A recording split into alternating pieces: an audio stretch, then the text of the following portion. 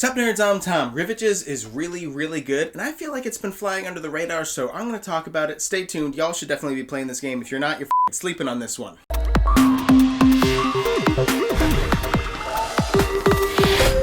Rivages is a draft and write game where you're going to be drafting cards. You're going to get handed two cards that each have 3 rows of symbols, and you're going to cross off one of those rows. All those symbols pertain to different types of terrain on your island, or sometimes extra little bonus things.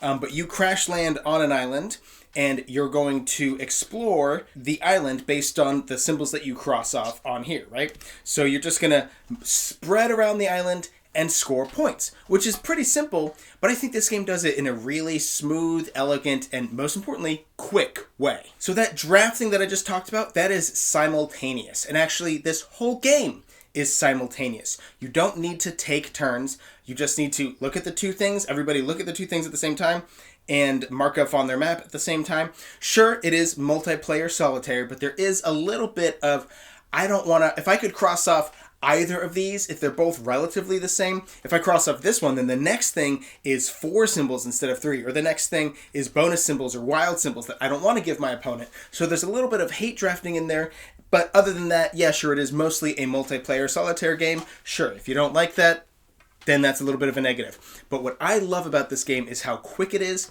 how it's simultaneous, and how just it's very simple, elegant fun. So when I say you're going to be scoring points on things, you have 3 scoring objectives at the bottom of each of these islands. And all the islands are different. You get a huge stack. Everybody gets one randomly, and then they just randomly pick one of the 2 ships to crash land on. That's their starting point, and they go up from there. Most of the scoring objectives are going to have to do with filling out an entire color of one's type of terrain.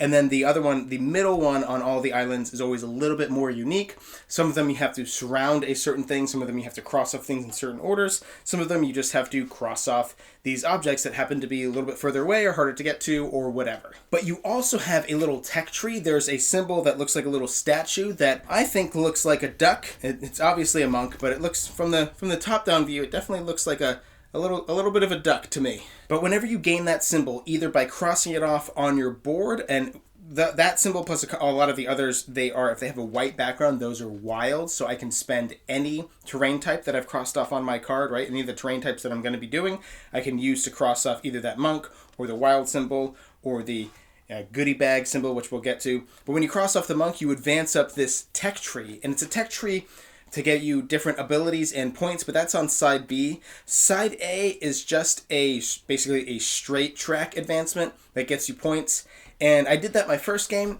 I don't think I'm going to do that again. It is recommended for your first game, so there's nothing wrong with it, but I don't think the tech tree is all that harder, and I think it's way more fun, and also they're different. On all the ones that you get handed out, they're different. But another symbol you could cross off is this goodie bag, and these are really powerful. Well, I guess I don't want to oversell them, but there is one symbol on them that can be super powerful, which is that lets you cross off an entire section of the indicated color.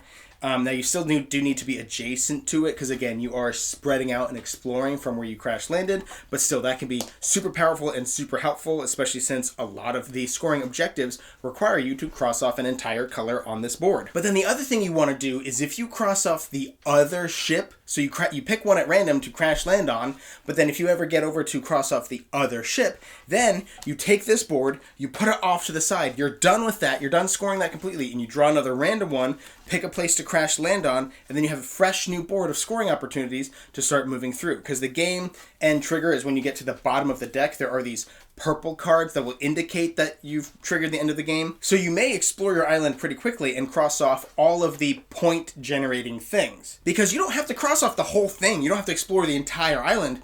You just need to explore the things that get you points. And then what good is it then? Then dip, boy! And you actually get bonus points if you're the person or persons who have explored the most maps, right? So really, it doesn't matter how far into the map. So if it's your last, which is maybe you could say it's a complaint that in everybody's last turn they're going to do their best to just say ditch this island and go to a new one to try and screw somebody else out of the end game. I mean, it's really not that many point different, but like if I'm sitting there on my last turn, I'm like, should I come over here and get 1 point, or should I just say screw it, hop onto this next ship and grab a new one, and now we're tied, so he's not getting a 2-point advantage over me. You know, that type of thing. But there are negatives, of course, like I said, you know, multiplayer solitaire, some people might not like that. I'm not a big fan of dry erase boards. Totally understand why they used it in this game, and it's certainly necessary for this game.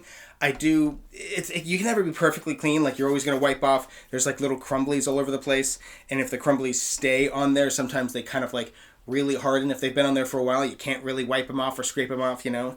I'm legitimately considering buying a second like fresh copy and keeping it sealed, and just whenever this copy goes to shit because I've played it too much, inevitably it's going to go to crap. Like, it's going to wear and tear because it's dry erase. Then I have another fresh copy just ready to bust open. I don't know if I'm going to do that, but I have certainly thought about it. And then the other quasi-negative is that there can be a lot of like wilds and floating things. Like, again, if I get 4 symbols from a card, sure, 4 isn't that many, but I could be, a lot of these I can use on wilds that are on the board, and there could be multiple of them, and those could give me other wilds to mark off. So I could potentially be sitting there like with floating wilds in my head, and then I'm like, well, actually one of those wilds isn't really a wild. I was using a green as a wild, so if I don't use that over here, then I have to be able to place that green over here in order for me to get to this other one. So you can be sitting there kind of number crunching a little bit and lose track. And because it's simultaneous play, is it possible that somebody does something wrong and essentially like unknowingly cheats, right, to get an edge over you? Sure.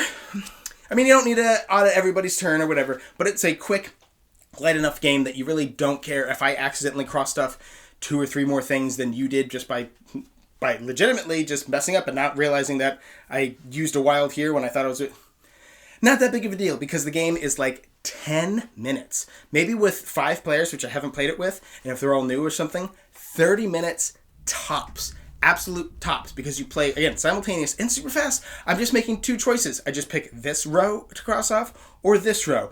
And barring that, you know, a lot of floating wilds thing that I just brought up, it's relatively just like boom, boom, boom, go, go, go. And I really see so much value in that. In fact, we did a review recently for Castle Combo, which was another Pandasaurus game, where it was just drafting 9 cards in a grid. Go check out that video if you haven't seen it yet. That's another really good game where I am really starting to value a quick, yet still brain burnery-ish game. Like a quick game that isn't just, you know, Yahtzee. Or what's the gamery version of it? What's the new one? Not new, but Strike, right? The dice in a bowl game. You know, that's also a quick game, but these are on different levels, right? So I really enjoyed this game a lot more than I thought I was going to. This is one of my favorite roll and write, or draft and write, whatever type games, one of the multiplayer solitaire writing on a thing games. I highly recommend it. Can't recommend it enough, actually. In the description box, there's going to be a purchase link for this game. There's also going to be a link to Game Toppers. They're the sponsor of Neverboard Gaming. It's what I'm filming on right here.